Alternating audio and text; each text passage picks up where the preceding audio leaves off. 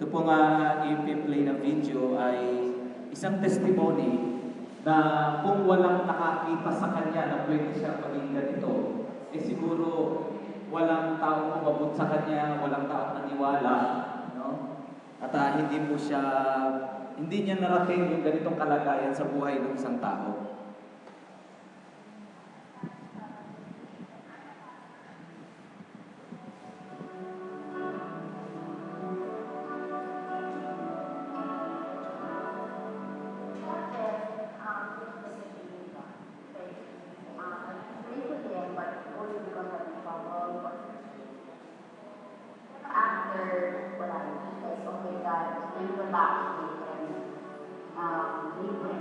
Actually, masaya siya at first. Nag-depend ako on our relationship. When I had to be in a party, I had long-term relationships, I was facing drinking, and lahat, nilid. Parang ang tapang-tapang ko. Siyempre, hindi nila alam. Pero deep inside, pag-uuling na ako, umiyak na ako. Hindi nga siya totoo. Fake siya. Hindi siya really happiness. Hindi siya reality. It's all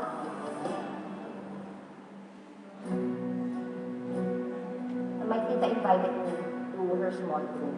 I remember, sabi nung leader, it's God's plan for you to be here. So, tinamaan ka agad ako. So, immediately I accepted Christ.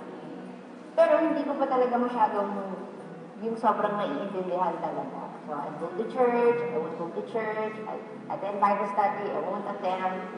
And then, yun nga, something happened na I just couldn't run to anybody anymore. No one else could help me except God.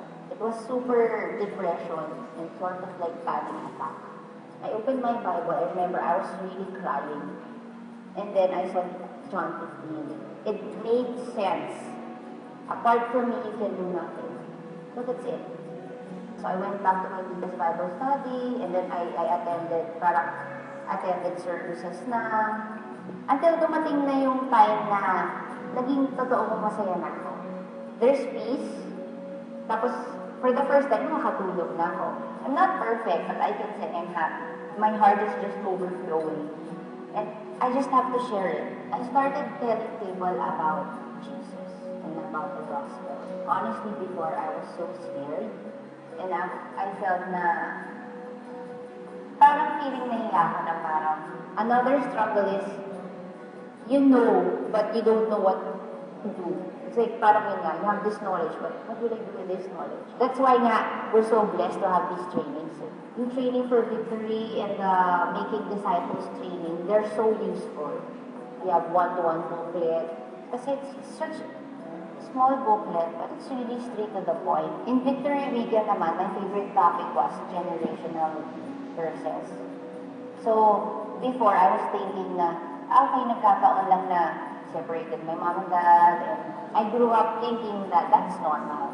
And when I learned in Victory Weekend that through God's grace and through Jesus Christ, we can do something about it pala. It's not na parang you just sit there and just wait for your marriage to fail. Pero I was so happy na, wow, thank you na I learned about this before I got married. I can't keep quiet and just sit here and just keep this knowledge. My job is just to reach out to people, tell them my story, tell them God's story, and the rest is up to God.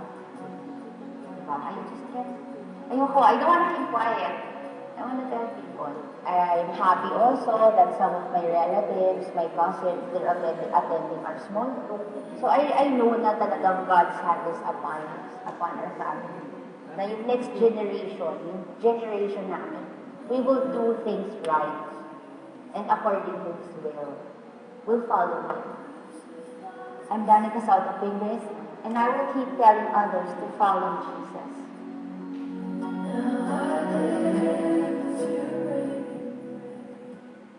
Hi, I'm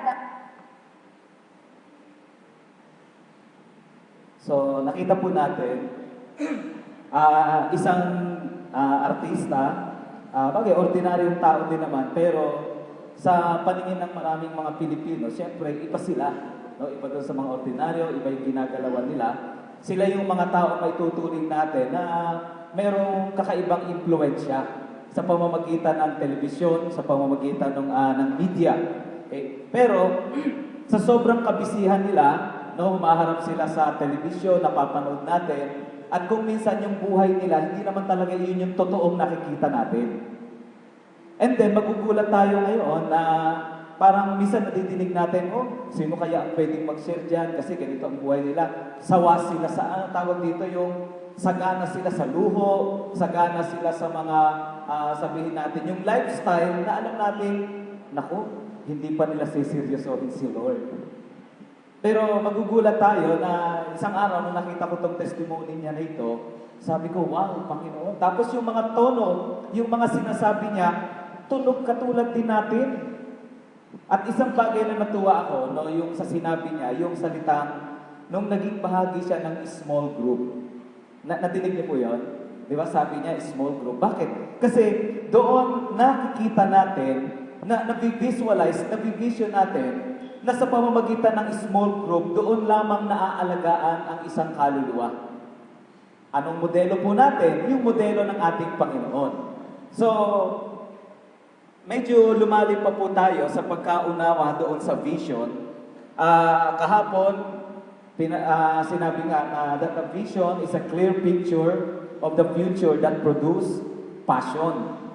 Okay? Mayroon pong isang tao na marahil alam na rin po natin tong kwento na ito, si Mr. Walt Disney. Isang araw po, siya nakasakay sa sasakyan at may mga kasama siya. At habang umaandar yung kanyang sasakyan doon sa napakalawak na disyerto.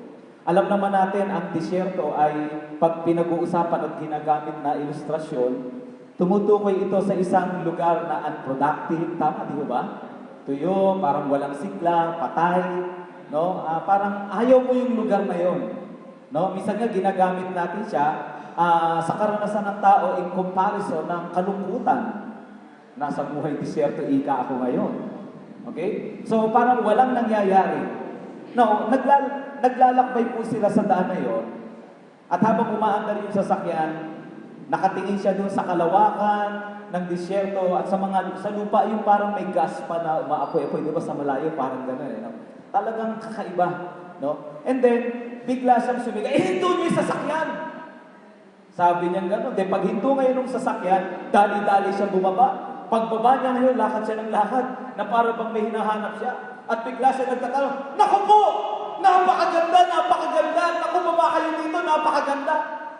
Merong isang bagay na para bang umusbong sa kanyang puso. At habang sinasabi, sumisigaw, napakaganda! Yung mga tao naman, biglang nagbabasa sa ano, nung wala silang makita. Naku, si Sir. Kung ano-ano na nakikita. No? Alam niyo, yung mga taong may vision, kung minsan napagkakamalang. Yun, matman lang tenga ko. Mesaya. Alam niyo ba mga kapatid, nakita niya nagdulot sa kanya ng matinding passion, nagbigay ng intensity. Therefore, maniniwala pala tayo na ang isang lingkod ng Diyos, kapag nagkaroon ng vision, doon lamang nagkakaroon ng intensity ang kanyang pananalita. Why? Sapagkat merong kakaiba, there is something na nagtutulak sa kanya. And then, nung nakita niya yun, sabi niya, naku, ano ba yan nakikita ni Sir na yan? Bumalik sa sasakyan, hanggang sa umuwi na ng bahay nila, iti-develop yung bagay na na-perceive niya, yung bagay na nakita niya, iti-develop niya, sinulat niya, talagang iti-drawing niya, lahat. No? Gumamit siya ng maraming bagay para makita niya ito. Now, nung sinimulan ngayon yung Disneyland, mga 80% bago mayari, no? Parang ganun po yung kwento. Malapit na siyang matapos, namatay na yung si Mr. Walt Disney. Namatay siya. Eh di eto na, nung tapos na, di nagkakaroon na ng parang, ano tawag doon, pagbubuksan mo, inauguration po ba tawag doon? Di eto na ngayon. Sabi nung MC, sabi niya, mga kababayan, eto, pagmasdan nyo, napakaganda, sayang, namatay si Sir, hindi niya nakita. Pero tawagin natin ang kanyang asawa. Nung tinawag ngayon yung kanyang asawa, sabi ng kanyang asawa, ipagpaumanhin niyo ho yung gusto ko lang pong i-correct yung sinabi ng tagapagsalita kanina. Hindi po totoong hindi niya nakita ng mister ko ito. Sapagkat wala pa po ito, nakita na ng mister ko, kaya nagkaroon ito. Amen? The power, there is power in vision. At naniniwala tayo na ang isang leader na may vision ay may power. Amen? At yung power na yon, nagmamanifest yon sa pamamagitan ng kanyang kakaibang sigla.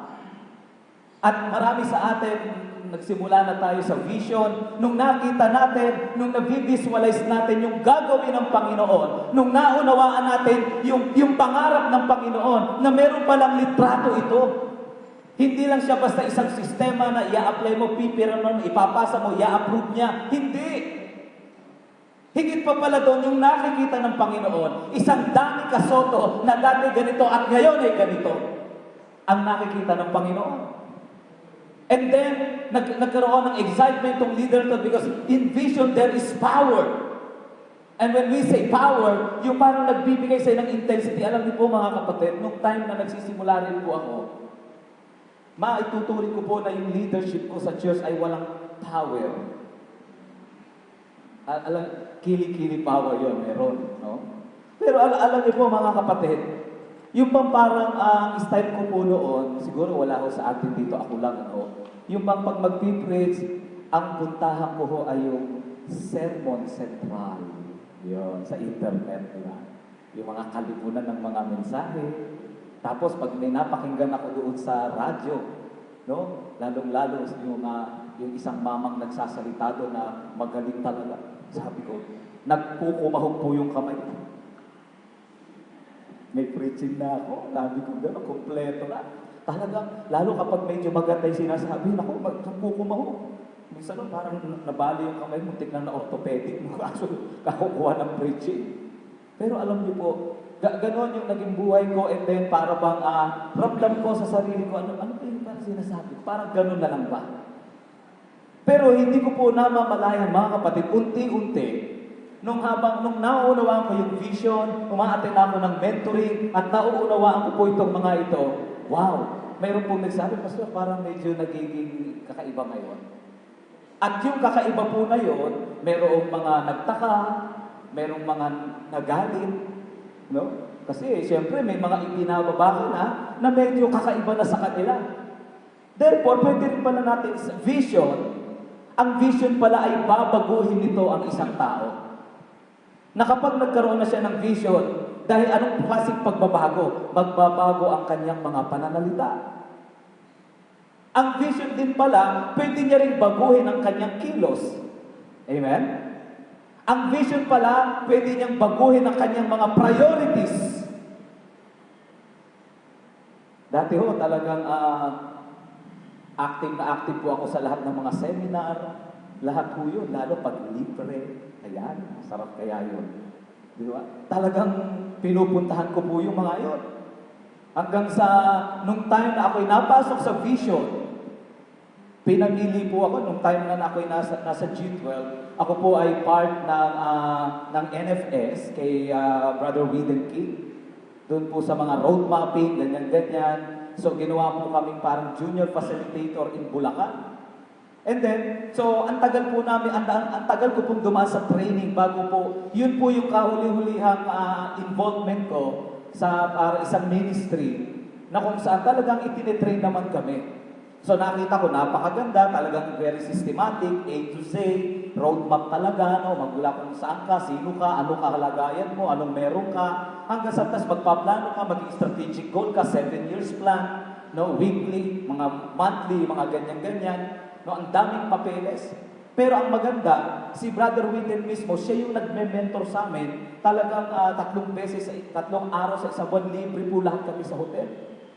So tuloy-tuloy po yun. Hanggang sa dumating itong vision ngayon, alam nyo, sa tindi nung naranasan ko doon, at sa tindi nung parang kasi gagawin ako junior facilitator sa Bulacan. So kasama ko na yung mga coordinator sila, Pastor Rodriguez ba yun? Yung basta po. Okay? So, ganyan. Now, Pumasok yung vision, and then inintroduce sa akin, and then ipinasama po ako sa encounter. Then pagpasok ko po sa encounter, yun po yung first involvement ko sa G12 encounter. So nagsama po ako doon ng 3 kabataan at ng 3 adult. Pasok po kami. So, ang totoo, ako ang pinakapasaway sa lahat ng mga delegate. Ang dami pong, but anyway, may mga rules kasi tayo doon para maging maayos, di ba? Bawal ang cellphone, bawal yung mga ganyan-ganyan. Naku po, ako pa yung, pag merong ginagawa doon, na yung mga kasama ko. Pero delegate po ako doon. Sabi ko, nahihiya lang, ayaw lang yun. Pero nung naunawaan ko, hiyang-hiya po ako, humingi ako ng tawad doon sa mga mentor ko. Patawarin niyo po ako, maling-mali ako. Hanggang sa nag-encounter po muli ako, then sabi ko, Panginoon, salamat po. Then alam niyo, no, yung time na yon, nagkaroon ng desisyon sa buhay ko na, wow, teka, nagkaroon ng isang activity, ang G12, I think ang pangalawang pinuntahan ko yung the gathering of the 1728 sa Baguio City. Then pag-attend ko ngayon doon, and then, so naapuyan na naman ako, pagbaba ngayon, merong encounter kaming gagawin. At yung encounter na gagawin namin ngayon, medyo conflict doon sa schedule namin sa NFS. And then sabi sa akin, Pastor, mag-focus ka lang. Magbabad ka. Sabi niya, kung talagang nakikita mo ang vision, by that time, talagang naunawaan ko na siya. May mangyayari, may gagawin ng Lord sa church namin, although hindi ko pa nag-grasp, nape-perceive talaga na ito'y baguhan talaga ng buhay. Bagamat nadidinig ko na ang G12 daw ay baguhan ng buhay. Pero ang nakikita ko pa lang yung magandang sistema. Sabi ko, hanggang sa matagal ko po siyang ipinanalangin at nagpaalam po ako doon sa coordinator namin sa Bulacan. Sabi ko, nagpapaalam na po ako sa grupo natin na ito kasi kailangan ko pong mag-focus doon sa G12. And then, nasabi niya naman sa akin, Pastor, sabi niya gano'n, yung decision mo ay napakaganda niyan kasi yun nga ang itinuturo natin ng G12 is focus. Focus.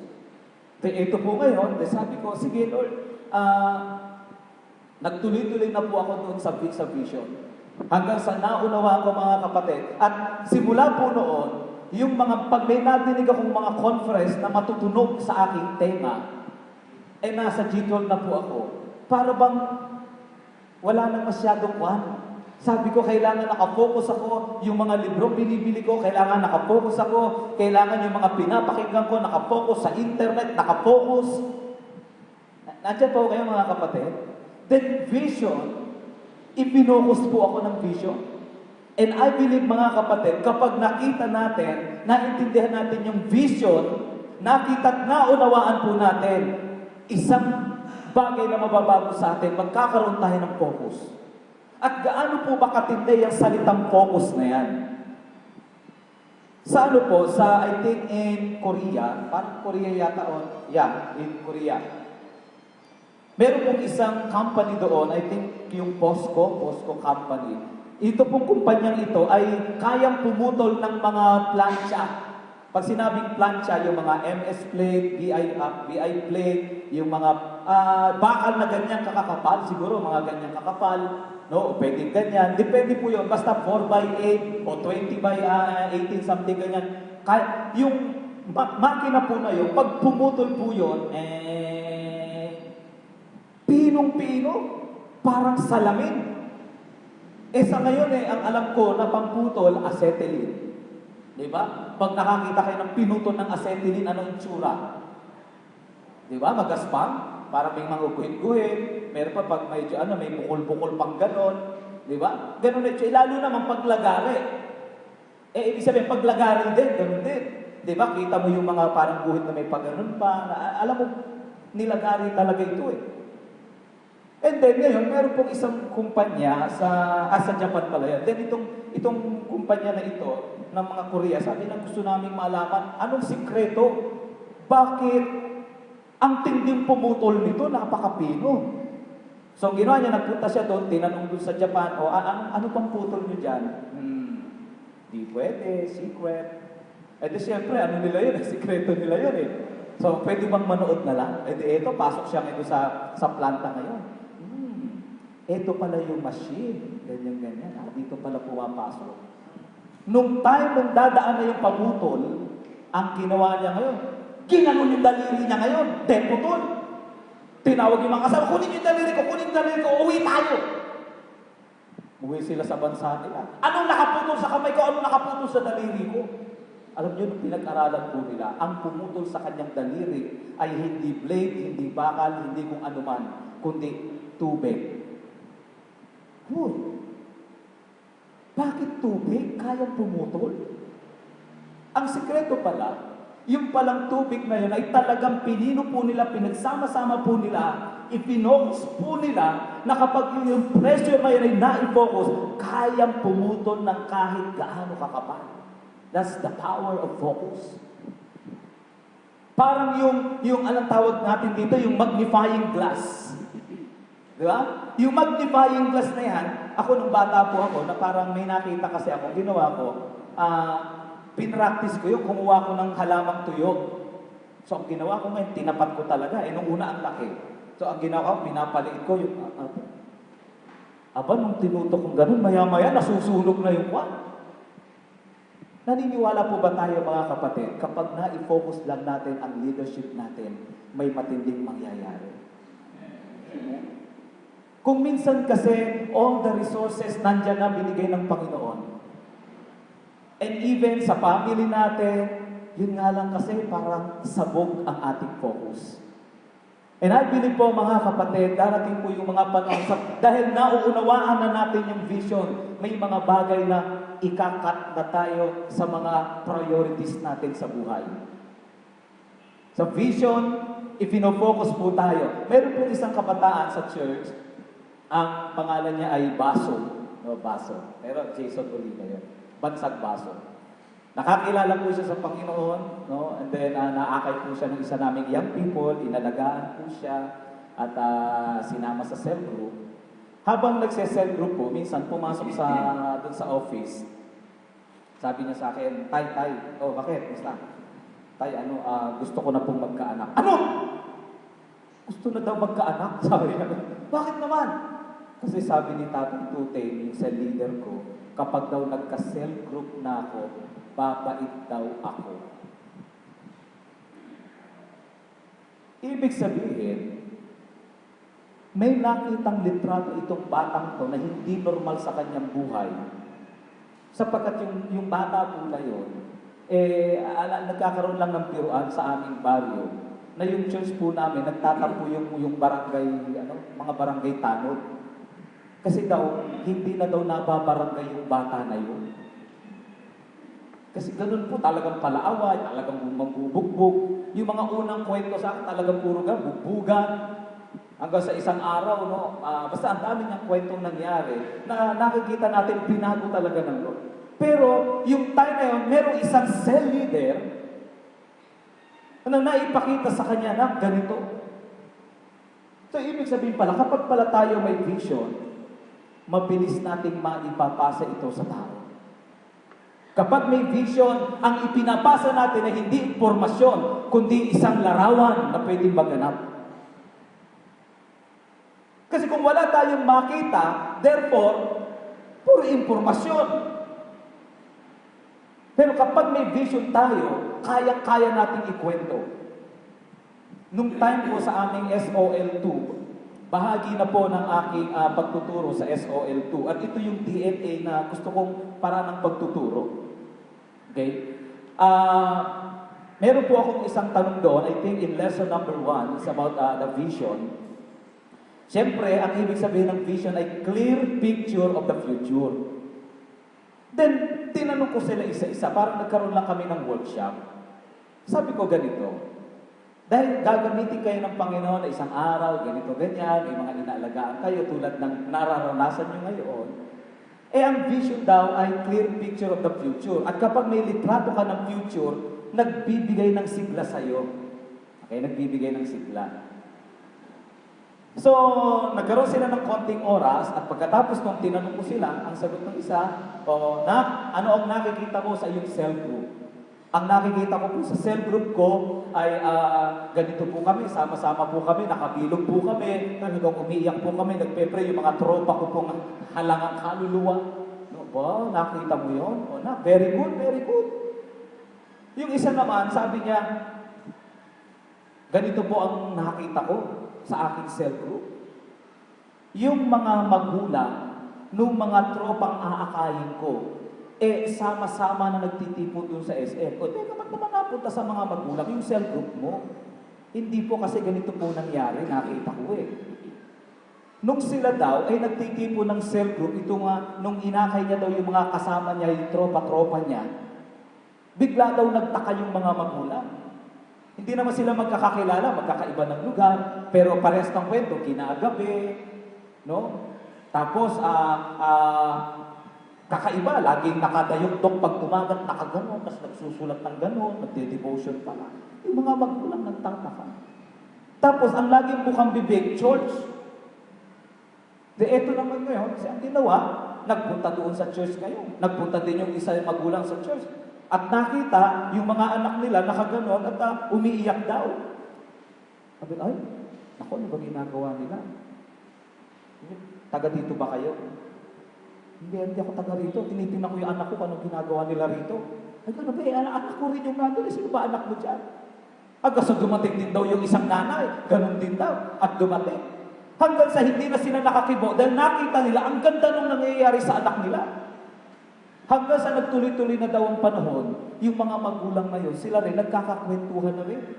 Hanggang isang araw, nagkaroon daw sila ng conviction dahil sa nakita nila, sana sila din daw mabago. Kaya isang araw, nagpunta sila ng SM, sama-sama, nagpe-pray lang daw sila. Wow! There is power in vision.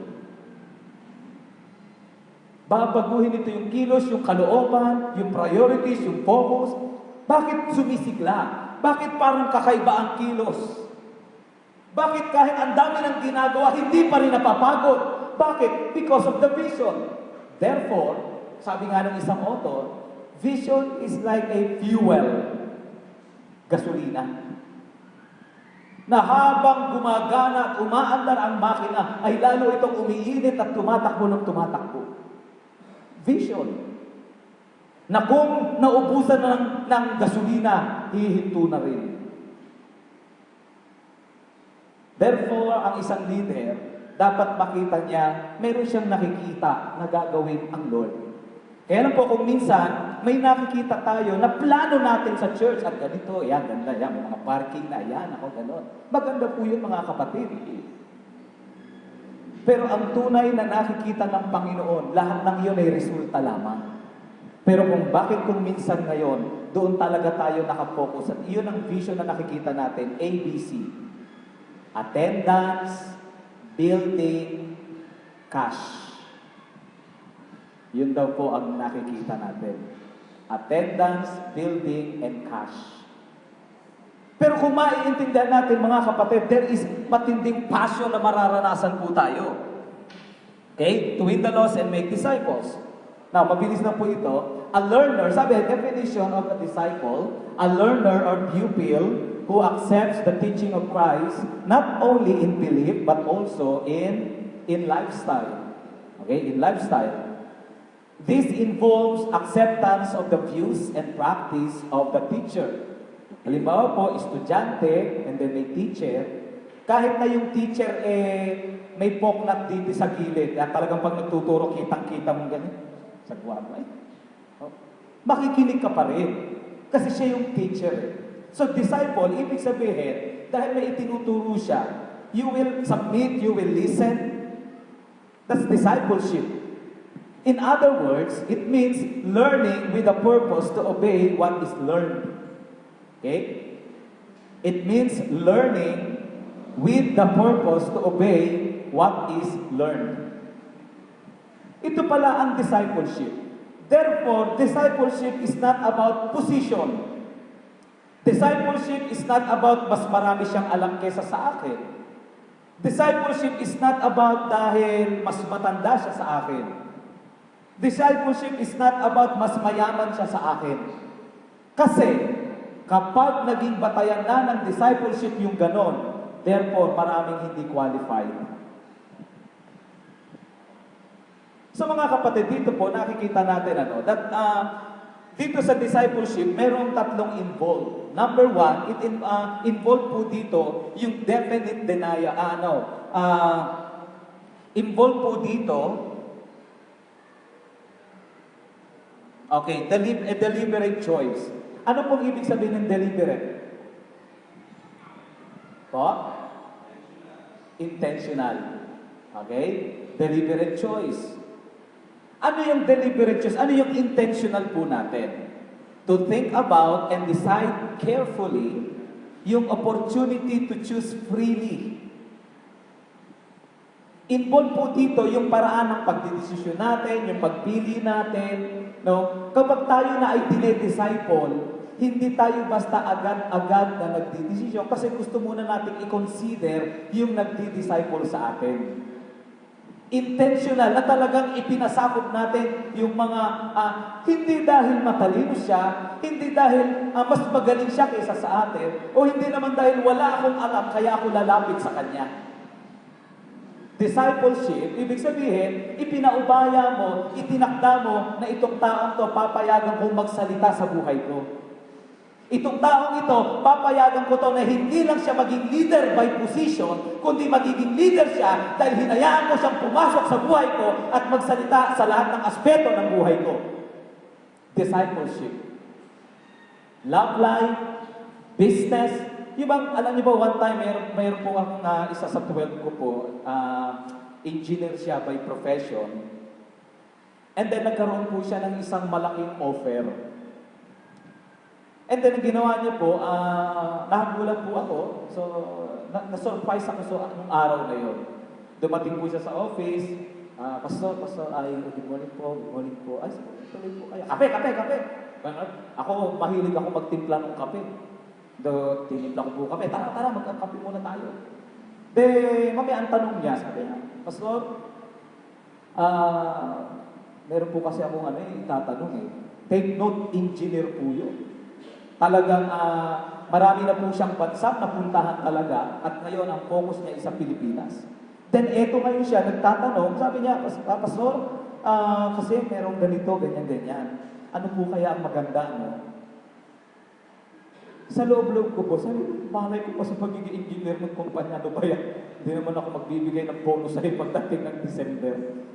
Pero hindi ko lang, parang joke ko lang po yun. Pero mga kapatid, nananalangin ako, sabi ko, Panginoon, ano bang isasagot ko dito? Hindi ko alam. And then, hanggang sa nilagay ako ng Panginoon sa kanyang kalooban, at ang nasabi ko po ganito, sabi ko, Kuya, alam niyo po,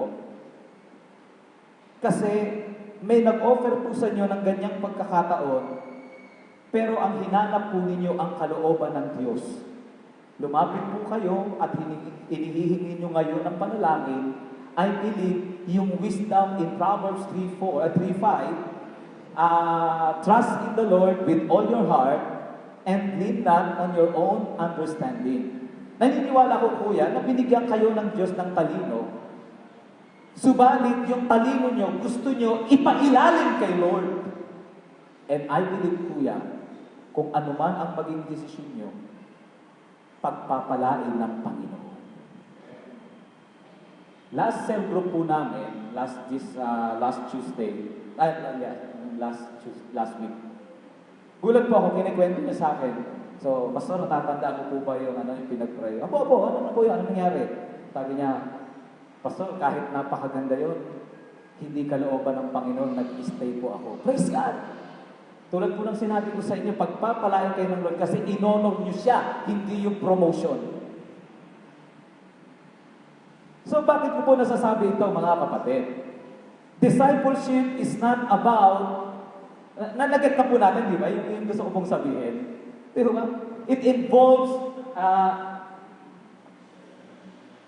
it involves a deliberate choice to think about and decide carefully the opportunity to choose freely. And number two, it involves also a definite denial, free of all uncertainty, a restraint of one's own desires or interests. Disciple, ito pala ang involved. Kasi mga kapatid, pag hindi natin naintindihan, naunawaan ang salitang discipleship, baka mamaya ang nakaukit lamang sa puso at isipan po natin, Lesson Manual 1 to 10 with Volume 5. Yun ang discipleship. Pero ito yun mga kapatid. So, ibig sabihin, nakikita pala natin kung may involved pala ang discipleship, ito pala ay involved sa discipleship at babalikan natin ang ating sarili. Wow! Meron ba akong nagdi-disciple sa akin ngayon? Or, mabango ba sa aking pang-amoy ang discipleship? O kapag medyo may nagsasalita at medyo nag-aano na sa akin at hindi ko gusto ang hilat siya ng mukha niya. Mukha mo, sasalita ka pa. Di ba mga kapatid? Discipleship involves yung bang, alam niyo po, yung nagme-mentor po sa akin ngayon. Kasi po, kailangan ko po na maging balanse ang aking ministry. So, yung church, and then yung paglilingkod na ginagawa ko, tulad po nung ganito. Sabi sa akin ng aking mentor, pambihira ka. Yung church mo sa ayaw mo sa gusto. Baka mamaya napapabayaan mo na. Then paulit-ulit po niya yung sinasabi, every time na magkikita kami, kaya po parang nahihiya na tuloy ako. Pero kung sa panahon noon, nung wala pa ako sa G12, mukha mo, pastor din ako. Independent me. Parang gano'n. Pero alam nyo ngayon, parang sabi ko, hindi, nahihiya ako, sabi ko, Lord. Isang araw, diniretso po ako eh. So naman, tulungan mo ako na tulungan kita.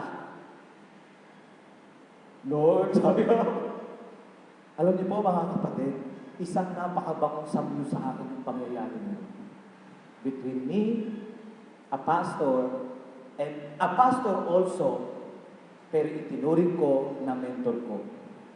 Not only in system, pero pinayag ko magsalita sa buhay ko.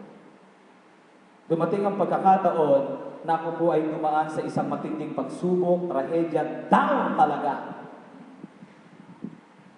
Pero sabi niya, that time nandun siya, sabi niya, Son, sino man ang kakausap sa iyo,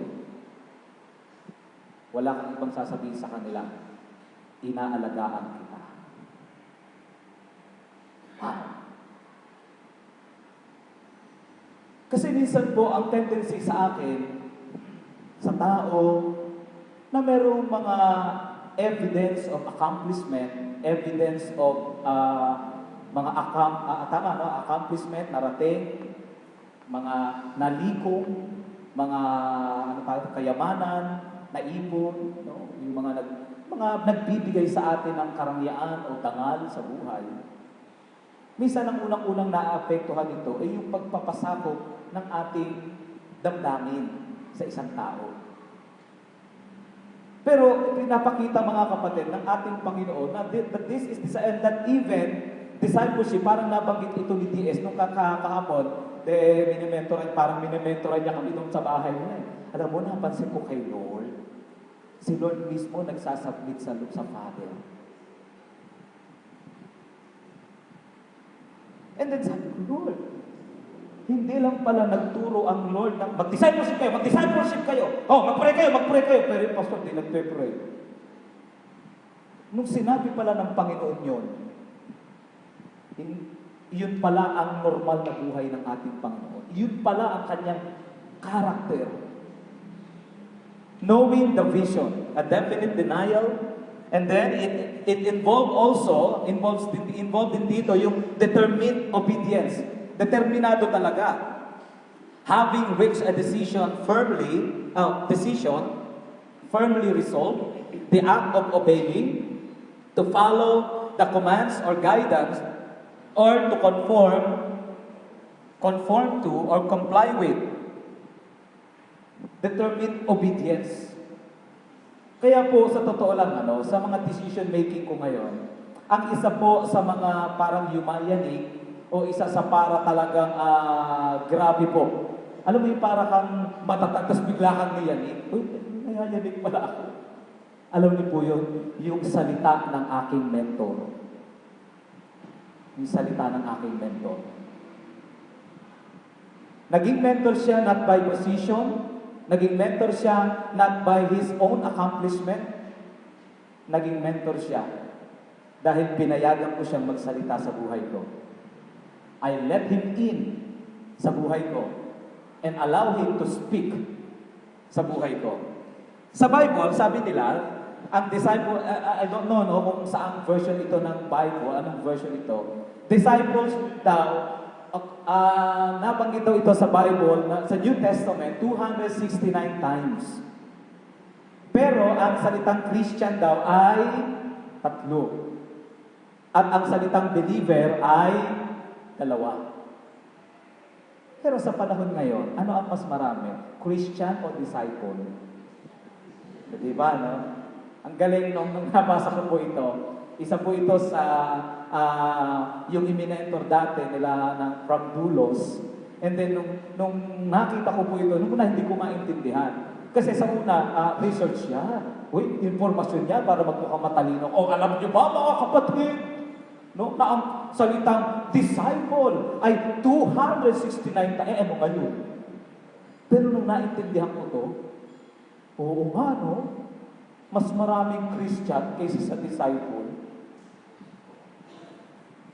So, ito yung pinapakita ng survey na ito. And then, in Mark chapter 1, verses 16 to 17, Mark chapter 1, verses 16 to 17, sabi dyan, as Jesus walked beside the Sea of Galilee, he saw Simon and his brother, Andrew, casting a net into the lake, for they were fishermen. Come, follow me, Jesus said, and I will make you fishers of men. Ito po yung time na tinawag ng Panginoon si Simon at yung kanyang mga kapatid. When Jesus called these men one by one to him, he was calling them into discipleship relationship with him. Ibig sabihin, kung ito na po yung panahon na sa ating mga churches, na sa pagpili natin ng ating mga ide-disciple, it is not really about pagpili. It is really about pananagutan ba talaga natin ang mag-disciple? Baka mamaya magaling lang tayo sa pilian, pero sa mahalan na, lolo mo, may pangangailangan din ako. Baka mamaya magaling lang sa pilian, ayaw mo namang magbigay ng panahon. Magaling ka sa pilian, ang paraan ng pagme-mentor mo, materials. Hindi relationship. But when Jesus called these men one by one to him, he was calling them into discipleship relationship with him. Kapatid, okay lang ba? Samahan kitang ubusin yung lechon na yan. Parang discipleship din yun. Di ba? Ibig sabihin, okay lang ba na maging bahagi ka ng buhay ko? Alam niyo po, doon sa 12 sa church, yun po yung sinabi ko sa kanila. Iikot ang buhay ko, ang mundo ko bilang pastor. Kasama kayo. Ibig sabihin, alam kong pararamihin ng Panginoon ang kaluluwa sa church. Pero kung merong mga taong malapit ang puso ko at itinatalaga ko ang buhay ko, ay sa inyo. Mahirap po minsan mga kapatid. Lalo kung ang ministry ay hindi lamang spiritual but also involves administrative work. Tama po, di ba? Pirmahan, may meeting ka, may conference ka. No? Nawawala na tayo ng panahon dun sa mga leaders natin. Nagkikita-kita na lang yung meeting. Kaya siyempre, pag meeting na ang mga mukha, hindi pa napipirmahan. At pinasa na ba? Hindi pa nga eh. Akala ko ba pina-approve na doon? Meeting po ng magkakapatid kay Lord yun. Di ba? Sabi po nung aking mentor si Brother Widen King, hindi, medyo malayo pala, sorry po. Akala ko related. In 3 John, chapter 3 John verse 4, it always gives me the greatest joy when I hear that my children are following the way of truth. Sabi ni John, it always gives me the greatest joy. Greatest. Ano po ba ang nakapagdulot sa atin ng greatest joy? Nung nakatanggap ka ng bagong cellphone? Nung nadistino ka sa magandang lugar? Or nung sinagot ka ba ng iyong girlfriend o boyfriend? Iyan ba yung greatest joy na maituturing? Pero sa isang visionary leader, sa isang lingkod ng Panginoon, na alam niya ang vision ng Panginoon, ang greatest joy niya ay yung makita niya na yung kanyang inaalagaan ay nagpapatuloy na lumalakad, lumalago sa Panginoon. Yung bang the greatest joy ay yung makita niya, uy, yung cell group ko, naku, hindi ko napuntahan. Pag napuntahan ko, woo!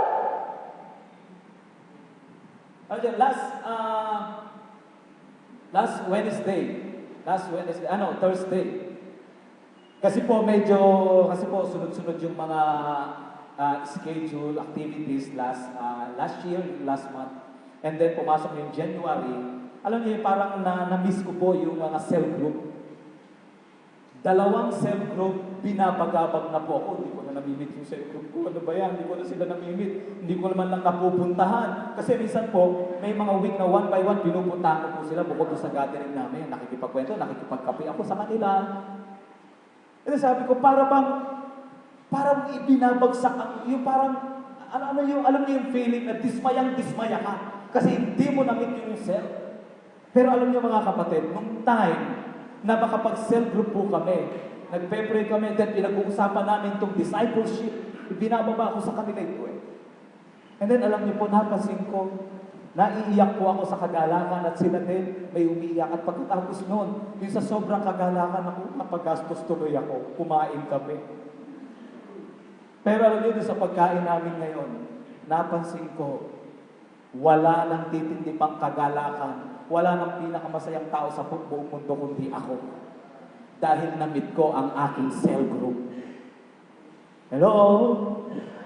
Knowing the vision of the Lord. Discipleship. Then, nung mag-uuwian na po kami, siguro inabot po kami ng 11:30 dun sa kainan. And then, nung mag-iiwa-hiwalay na kami, deep within me, in my spirit, sabi ko, Lord, bigyan mo ko lagi ng biyaya na linggo-linggo makasama ko itong mga espesyal na tao na ito sa iyong harapan. And one time, sabi ng aking mentor, i-devotion mo ang buong aklat ng Timoteo. Sinunod ko po. Pero natatanda ko pala, merong isang pagkakataon na dinevotion ko yung John chapter 17. Ito yung time na ipinakita yung laman ng prayer ng ating Panginoon. Di ba? Doon po natin makikita kasi nung utusang mag-pray, o ganito kayo mag-pray, Our Father, ganyan, gano'n. Pero in John chapter 17, ipinakita yung nilalaman ng prayer. Di ba? Pag nakakita tayo ng magaling na preacher, paano kaya mag-pray pag nag-iisa na? Diba? Parang gano'n, gusto natin makausap, paano kayo magsalita to, paano kaya kumain to pag nangatipid nito, ano kaya ginagawa niya. Diba? Yung parang everything na lang sa gusto natin. Pero sa Panginoon, ito yung time na nai-reveal ang laman ng kanyang panalangin. At alam niyo po, nung habang dini-devotion ko po iyon, iyak po ako ng iyak.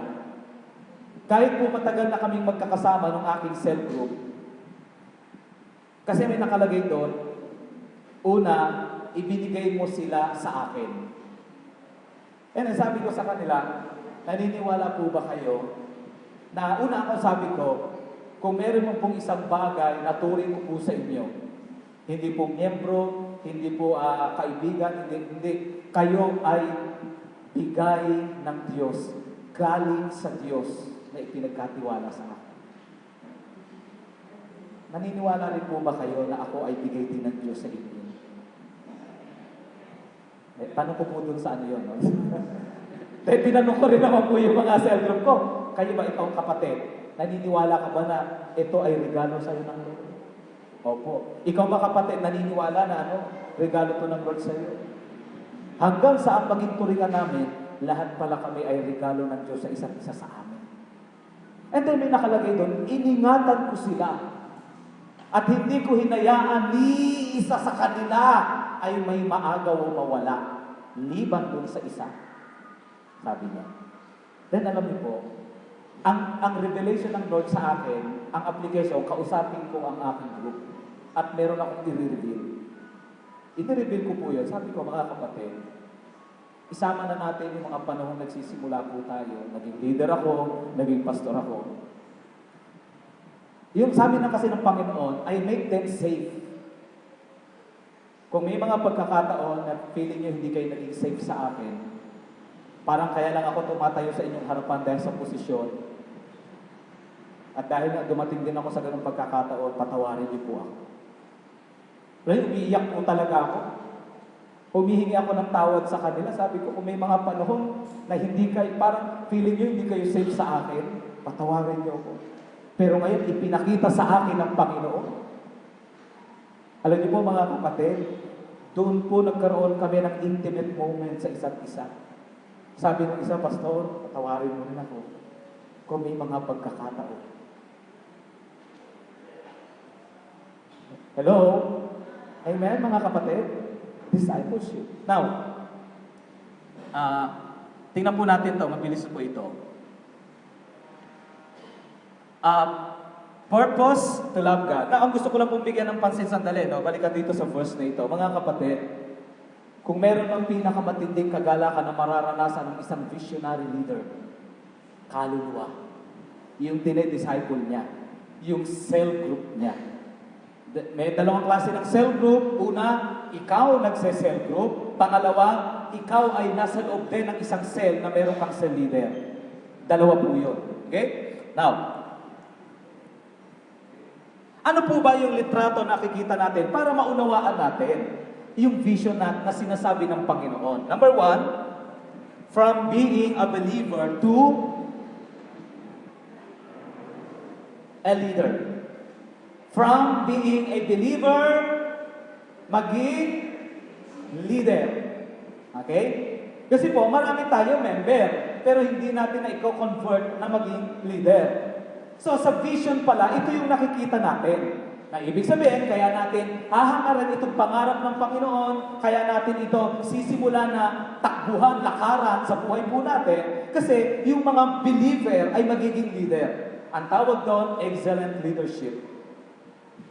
Ito po ay si Kuya John, isa po siyang kabataan na tumanggap sa Panginoon. And then pagkakilala niya sa Panginoon, inalagaan po siya sa cell group ni Japet. And then pagkatapos po, pinattend po ng encounter. Sine-cell group na po siya, uma-attend po siya ng youth service, pero hindi siya uma-attend ng service talaga namin. So hindi ko siya masyadong nakikita kasi may naghahanda sa akin ng youth yung mga kabataan eh. Sila nagpapatakbo dun eh. Minsan lang ako mapunta dun eh. And then naggulat ako, nung encounter na, isa po ako doon sa parang ako yung director doon sa staff. And then nangyari nga, sabi ko, saan church sila? GCOM? May delegates pala galing doon sa amin. Sabi ko, sa amin niya. Pero nagtataka sa amin pala yun. Kasi ipinasok nung isang cell leader namin. Eto na po. Hanggang sa kinausap ko po siya ng kinausap. Ngayon po mga kapatid, alam niyo po, part siya sa aking 12. And then antindi po. Sa school, grabe. Talagang siya po ang nag-a-advise sa kanyang teacher. Kinikilala dahil Christian pala yung kanyang teacher, hindi niya halata. Pero nung time na nalaman siya, when it comes to yung mga pananaw patungkol sa Panginoon, siya ang tinatawag. Sabi niya, tayo alam mo ba, piling ko talagang pinagsasalita lang ako para makapag-share kami ng salita ng Diyos sa classroom. Gusto ko rin naman yun. Yung devotion niya everyday. And then yung paglilingkod niya, yung family, sabi ko, Lord. At ngayon po, ginagamit siya na isang tagapag-isa sa tagapagpaawit. And then, isa rin po siya sa nagtuturo sa aming post-encounter. At isa din po siya sa tagapagsalita sa aming encounter. Ito pong last encounter. But anyway, sige po. Being believer to leader. Next. From church to self-group ministry. Hindi po natin inaalis, tinatanggal ang church. Ang sinasabi po natin, mga kapatid, this time at ang church ay church, pero nakikita natin that through self-group, wow, doon matutupad ng church ang discipleship. Doon maisasagawa ang mas malalim na pag-aalaga, pagme-mentor, at paglilid sa mga kaluluwa. Okay? So from church, ibig sabihin, nakikita natin, wow, ang church pala namin magkakaroon ng cell group. Not church with a cell, but cell church. Ibig sabihin, ito yung nais ng Panginoon sa amin na makapag-alaga talaga. It is not about the cell group itself. It is not about the system na i-apply natin ng cell group. Cell group na tayo. No. Parang lalabas na church with cell. Therefore, cell group is not really about the system. It is about the heart of God. Hindi siya isang function, kundi isa siyang, para yung puso na ito yung discipleship, kapahayagan ng puso, para maalagaan ng tao. Hindi ito isang programa na parang Bible study, o meron kayo, tuwing Webes ka, ikaw tuwing ganon. Hindi po. It is a movement of a spirit, of the Spirit. Okay? So, from, that's a small, effective small group. Then seeing member becoming a cell leader. Nakikita na po natin. Ito po yung mga, one time, nagkaroon po kami ng meeting. Yun po yung nakahiga na si Edgar, Ninoy, Rod, and anyway. Seeing every member becoming a cell leader. Alam niyo po, mga kapatid, sila po yung mga tumatayo ngayon, yung concern nila, dahil they are so much concerned with kaluluwa, with souls. Alam niyo po, napakasarap pagtiwalaan kasi ang tunay na concern nila kaluluwa. Ang sarap maging bahagi ng 12 kasi kaluluwa. Okay po? So, seeing, nakikita, yun yung para maunawaan natin, ito, hindi yung tatanggalin yung ganito, papalitan ng ganito. Tatanggalin yung ganito, ganito ang gagamitin. Yung materialis papalitan. Hindi po yan yung knowing, yung vision. Vision, ito po yun seeing every member na, wow, nagiging cell leader siya. Okay? Progressive program, tungo sa passion for God, that's passionate spirituality. Progressive program, passion for God. When we say passion for, minsan po, di ba, nag-iisip tayo ng mga strategy, mga production, para maging kaakit-akit ang ating simbahan. Di ba? Talagang pagagandahin natin, yung tipong pagpasok ng tap, biglang may lilipat na gano'n, ang ganda sa palakpakan. Di ba? Talagang ginagandahan, may with effects pa, with video, na yung video nakakaiyak. Ako, bless na yung mga member namin, lalaki bigay niya. Dinadaan natin minsan sa mga production. Pero naniniwala tayo mga kapatid, wala nang igaganda, wala nang tatalbog pa kapag passionate ang espiritu ng isang Kristiyano sa Diyos. Natural. Bakit natural? Kasi hindi production ang nagpapaganda, kundi yung presence ng Lord. Sabi nga, yun ang kaibahan natin sa mga production. Bakit sila bumabalik? Kahit na wala tayong ganong katitinding production na katulad ng Will Time, Big Time. Nung katulad ng mga palabas sa Araneta Coliseum, yung mga telebisyon na kilalaki. Wala sa church namin yan. Pero bakit bumabalik ang tao? At bakit sila talaga babalik? Because of the presence of God. Kaya nga, yung primary calling natin is ano yung primary calling natin? To be with Jesus. Ang sabi ng Bible, kila Peter, kayo. May 3 tanong. Bakit yung pilantot na yan nakalakad? Doktor ba kayo? At bakit ganyan kayo kalakas magsalita? Back-up nyo ba si President? Sino ang pinsan mong congressman? Ba't matapang kang magsalita? Tinanong pa, anong kapangyarihan? Kayo ba'y mga albularyo?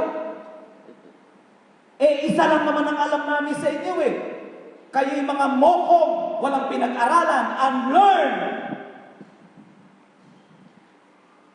Ang alam namin sa inyo, kayo ay kasama ni Jesus.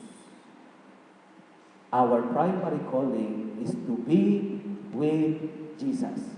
Kamusta ang iyong ating daily devotion? Passion for the system, but not passion for devotion. Passion for church growth, but not passion for the presence of the Holy Spirit. Mga kapatid, ito yung pinapakita sa atin ng Panginoon.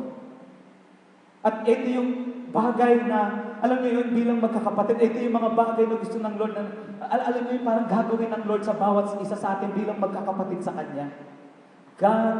Gagamitin tayo ng ating Panginoon effectively upang maranasan natin yung tunay na kagalakan ng isang mananampalataya at lingkod ng Lord.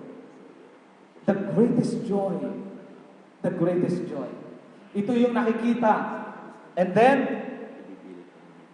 winning souls, compassion for the lost. So, medyo mali po. Alam niyo po kasi kung minsan, ito po yung katabi ni Piolo Pascual, yung maliit. Oh. Ang pangalan po niya ay si Wang Hu. Actually Justin po ay pangalan niya. Pero siya po ay si Wang Hu. Ito pong Wang Hu na ito ay medyo sikat po sa mga kabataan niyan sa YouTube. At nagkaroon po siya ng almost 2 million viewers. Ang style po niyang kabataan na yan, yung gumagano yung mukha niya. Bakit mga ganun pagmumukha sumisikat? No? Gulat ako ngayon. Minsan napunta sa church, dinala sa akin ng mga kabataan. Basta si ano mo ito, Wang mo ba?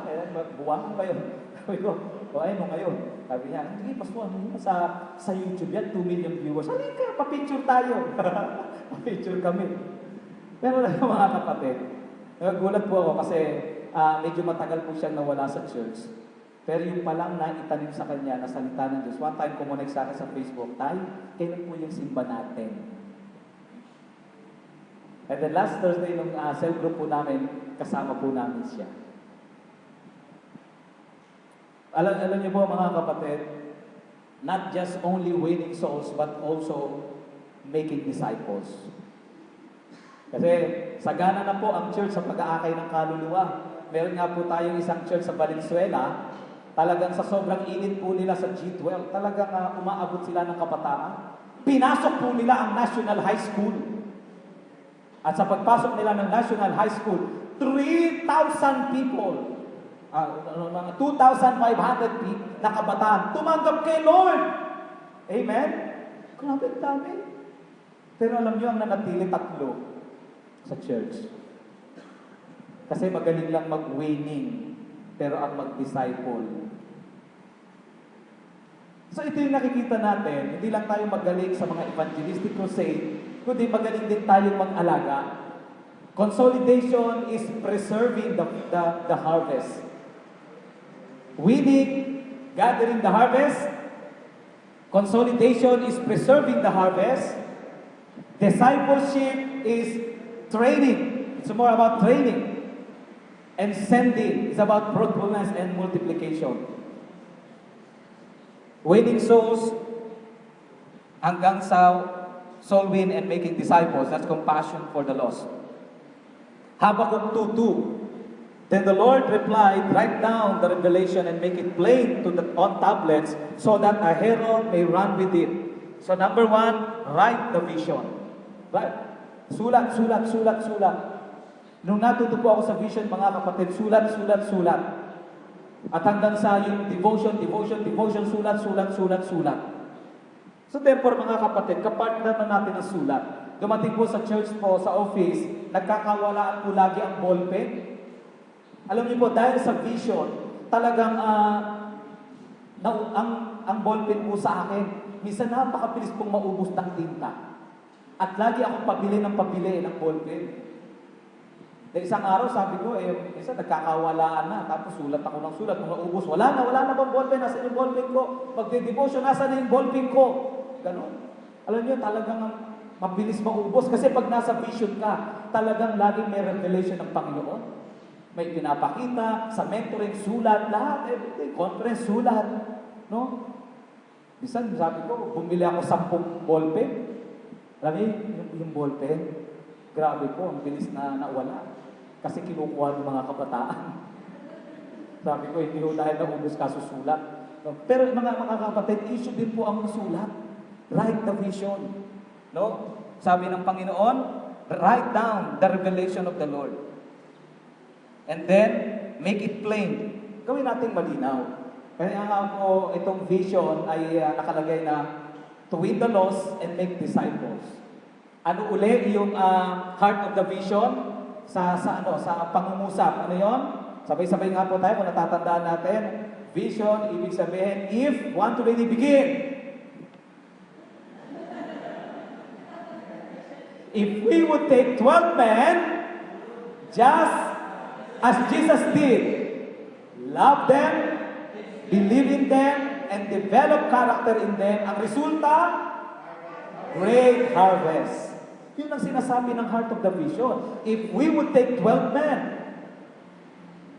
we, tao, hindi yung church inadapt, hindi, tao.